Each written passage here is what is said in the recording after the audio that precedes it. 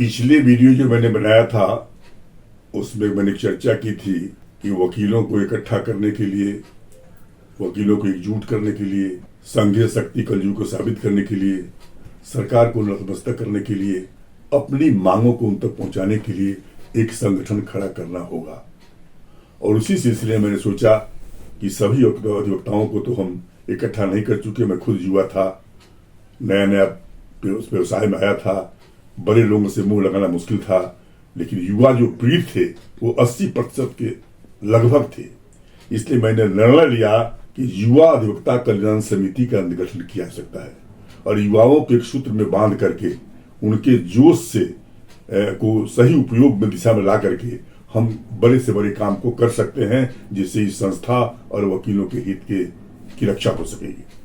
इसी सिलसिले में छपरा में 27 जून 1977 को पहली बार मोमबत्ती जला करके रात्रि में 9 बजे 5 लोगों ने, जिसमें धर्मनाथ प्रसाद यादव मैं स्वयं था, ललन प्रसाद सिंह जी जो आज स्वर्गीय हो चुके वो थे, सुवर्णा प्रसाद जी जो स्वर्गीय हो चुके वो थे, आनंद बिहारी श्रीवास्तव जी जो स्वर्गीय हो चुके हुए थे, और आज एक और मित्र हमारे उसमें से अभी पीपी छपरा है, सुरेंद्रनाथ सिंह बेजोर, वो आज जीवित है अभी।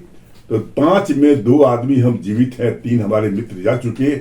ये 5 लोगों ने मिलकर के कैंडील जला के 9 बजे रात में छपरा में एक युवा अधिवक्ता कल्याण समिति छपरा का गठन किया। गठन के पश्चात ये निर्णय हुआ कि हम लोगों की मांगे क्या होगी।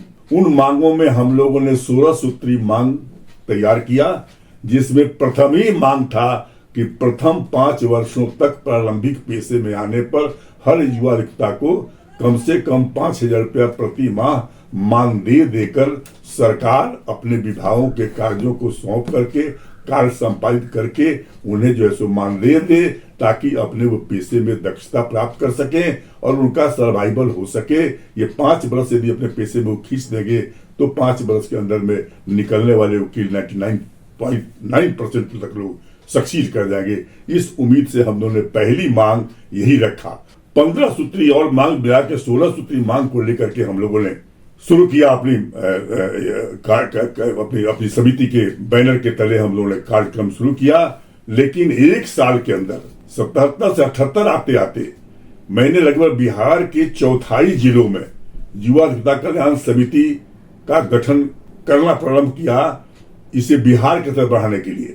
इस संदर्भ में एक संत का नाम मुझे याद आ रहा है और बिना नाम लिए लगता है मेरी बात अधूरी हो जाएगी कि जस्टिस प्रभात शंकर मिश्रा साहब उन दिनों वकील थे पटना हाईकोर्ट के और संयोग से मेरे जिले के वासी थे। उनसे पूर्व परिचय भी था। उसी क्रम में उनसे मिला तो उन्होंने कहा, धर्मनाथ अखबार में देखा है तो उन्होंने युवा समिति का गठन किया। मुझे लगा कि वो नाराज हो गए। मैं तभी जवाब से कहा कि जी हाँ। तो उन्होंने कहा कि यह करना मैं चाहता था, मैं नहीं कर सका। अब हम व्यस्तम पेशे के इति मांग रहे हैं, इसको बिहार के लेवल पर बढ़ाओ और इसको जो है सो जागृत करने के लिए जो मुझसे सहयोग की जरूरत पड़ेगी हम करेंगे। मैंने उनसे आग्रह किया कि आप एक चीज दे दीजिए, अपना नाम दे दीजिए हमको, आपके नाम का शोहरत है और मुझे कोई जानता नहीं है, तो आप 1 साल तक पैर पर स्वीकृति दीजिए अपने अध्यक्ष बनने का, फिर मैं बिहार में फैलाते रहा हूं। वो बड़ी प्रसन्नता के साथ स्वीकार किया उन्होंने और 500 रुपए का नोट मुझे थमाते हुए उन्होंने कहा, इसका पैड छपवाओ।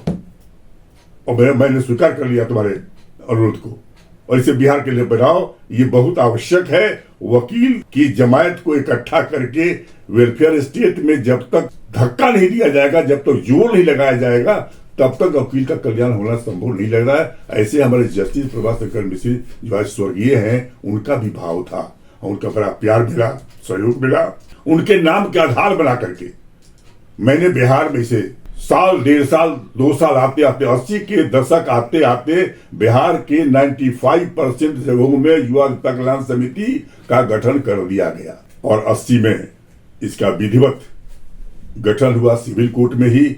जिस सिविल कोर्ट पटना में, उसे मुझे याद है कि पटना सिविल कोर्ट में DN त्रिपाठी साहब और सीताराम मिश्रा जी शायद दोनों ही स्वर्गवासी हो चुके हैं, यदि मेरा ज्ञान सही हो तब। ये दोनों का बड़ा उस समय सहयोग था और वहीं पर हम लोगों ने जो बिहार के लेवल पर चुनाव किया, उस चुनाव पर हरनंदन झा मधुबनी को प्रथम अध्यक्ष बिहार का, और महामंत्री के ऊपर हरेश्वर वो गया में मार्केटिंग अफसर थे और उनकी नौकरी से हटा दी गई थी। उसी का वो रीट लड़ रहे थे वकील बन करके यहाँ द्विवेदी जी, और द्विवेदी जी को महामंत्री के पद पर किया गया और 1 साल का उस समय कार्यकाल हुआ करता था। बाद में चल के ये कार्यकाल 2 वर्ष का किया गया। संविधान बनाने की जिम्मेवारी छपरा के 5 लोगों को समिति की ओर से दी गई, जिसके कन्वीनर ललन प्रसाद सिंह जी बनाए गए थे। मैं उनका एक सहयोगी था और उस संविधान का गठन हुआ। उस संविधान में 2 वार्षिक चुनाव के प्रावधान आए, अनुशासन समिति के प्रधान आए और मामला ये मांग जो थी, मांगों को रिकास्ट किया गया, मेगा सुधार किया गया और लास्ट में स्थिति में ऐसी हो गई कि हम लोगों ने निर्णय ले लिया कि अब पत्र लेखन से, सरकार को घेराव करने से, सरकार के हड़ताल करने से ये काम नहीं चल रहा है। तो अंततोगत्वा हम लोगों ने निर्णय लिया कि 20 दिसंबर 2081 तक सरकार यदि हमारी मांगों पर सहानुभूतिपूर्वक विचार नहीं करती है तो हमें अंततोगत्वा जेल भरो अभियान चलाना पड़ेगा। बातें कुछ बनी, कुछ बिगड़ी।